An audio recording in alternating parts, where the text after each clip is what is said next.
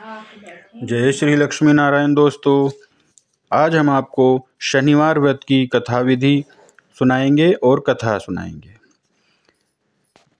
तो आइए जानते हैं विधि। इस दिन शनि की पूजा होती है।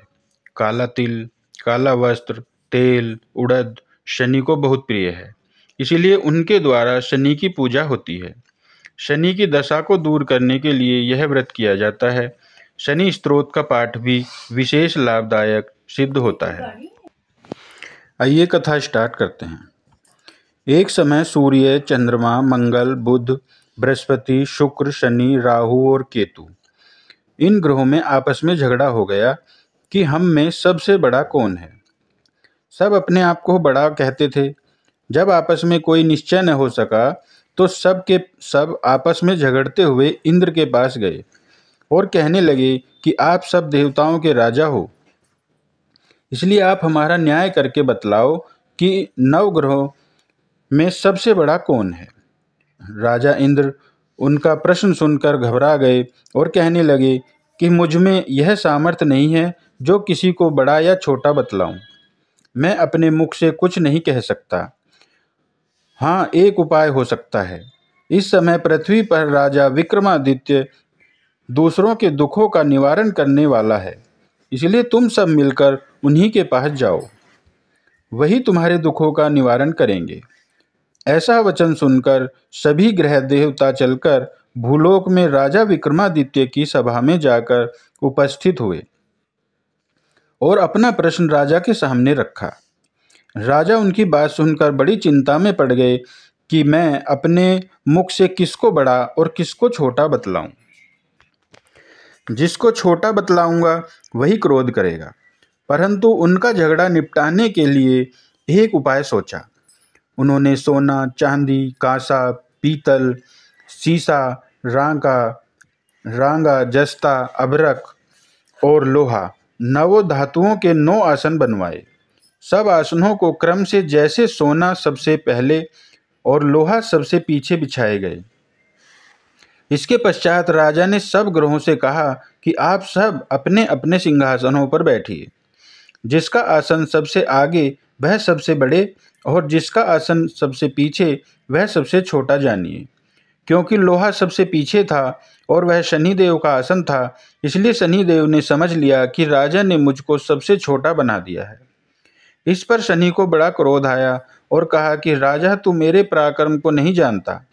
सूर्य एक राशि पर 1 महीना, चंद्रमा 2.25 महीना 2 दिन, मंगल 1.5 महीना, बृहस्पति 13 महीने, बुध और शुक्र 1 महीने, परंतु मैं एक राशि पर 2.5 अथवा 7.5 साल तक रहता हूँ।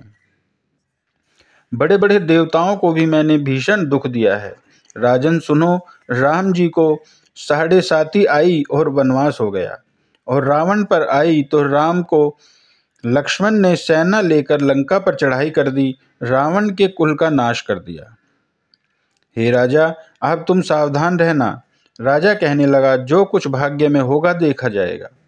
उसके बाद अन्य ग्रह तो प्रसन्नता के साथ चले गए, परंतु शनिदेव बड़े क्रोध के साथ वहां पर सिधारे। कुछ काल व्यतीत हो जाने पर जब राजा को 7.5 की दशा आई तो शनिदेव घोड़ों के सौदागर बनकर अनेक सुंदर घोड़ों के सहित राजा की राजधानी में आए। अब राजा ने सौदागर के आने की खबर सुनी तो अश्वपाल को अच्छे अच्छे घोड़े खरीदने की आज्ञा दी। अश्वपाल ऐसी अच्छी नस्ल के घोड़े देखकर और उनका मूल्य सुनकर चकित हो गया और तुरंत ही राजा को खबर दी। राजा उन घोड़ों को देखकर एक अच्छा सा घोड़ा चुनकर सवारी के लिए चढ़ा। राजा के घोड़े की पीठ पर चढ़ते ही घोड़ा जोर से भागा। घोड़ा बहुत दूर एक बड़े जंगल में जाकर राजा को छोड़कर अंतर्ध्यान हो गया। इसके बाद राजा अकेला जंगल में भटकता फिरता रहा। बहुत देर के पश्चात राजा ने भूख और प्यास से दुखी होकर भटकते भटकते एक ग्वाले को देखा। ग्वाले ने राजा को प्यास से व्याकुल देखकर पानी पिलाया। राजा की उंगली में एक अंगूठी थी, उसे निकालकर प्रसन्नता के साथ ग्वाले को दे दी और शहर की ओर चल दिया। राजा शहर में पहुंचकर एक सेठ की दुकान पर जाकर बैठ गया और अपने आपको उज्जैन का रहने वाला तथा अपना नाम बीका बतलाया। सेठ ने उसको कुलीन मनुष्य समझकर जल आदि पिलाया। भाग्यवश उस दिन सेठ की दुकान पर बिक्री बहुत अधिक हुई। तब सेठ उसको भाग्यवान पुरुष समझकर भोजन कराने के लिए अपने साथ ले गया। भोजन करते समय राजा ने आश्चर्य की बात देखी कि खूंटी पर हार लटक रहा है और वह खूंटी उस हार को निगल रही है। भोजन के पश्चात कमरे में आने पर जब सेठ को कमरे में हार न मिला तो उसने यही निश्चय किया कि सिवाय वीका के और कोई इस कमरे में नहीं आया, अतः अवश्य ही उसी ने हार की चोरी की है, परंतु वीका ने हार लेने से मना कर दिया। इस पर 5-7 आदमी इकट्ठे होकर उसको फौजदार के पास ले आए। फौजदार ने उसको राजा के सामने उपस्थित कर दिया और कहा कि यह आदमी तो भला प्रतीत होता है, चोर मालूम नहीं होता, परंतु सेठ का कहना है कि इसके सिवाय और कोई घर में आया ही नहीं, अवश्य ही इसी ने चोरी की है। तब राजा ने आज्ञा दी कि इसके हाथ पैर काटकर चोरंगिया किया जाए। राजा की आज्ञा का तुरंत पालन किया गया और वीका के हाथ पैर काट दिए गए। इस प्रकार कुछ काल व्यतीत होने पर एक तेली उसको अपने घर ले गया और कोल्हू पर उसको बिठा दिया। वीका उस पर बैठा हुआ जुबान से बैल हाँकता रहा। शनि की दशा समाप्त हो गई और एक रात को वर्षा ऋतु के समय वह मल्हार राग गाने लगा। उसका गाना सुनकर उस शहर के राजा की कन्या उस राग पर मोहित हो गई और दासी को खबर लेने को भेजा कि शहर में कौन गा रहा है। दासी सारे शहर में फिरती फिरती क्या देखती है कि तेली के घर में चौरंगिया राग गा रहा है। दासी ने महल में जाकर राजकुमारी को सब वृतांत सुना दिया। बस उसी क्षण राजकुमारी ने अपने मन में यह प्रण कर लिया, चाहे कुछ हो, मैंने इस चौरंगिया के साथ विवाह करूंगी। प्रातःकाल होते ही जब दासी ने राजकुमारी को जगाना चाहा तो राजकुमारी अनशन व्रत लेकर पड़ी रही।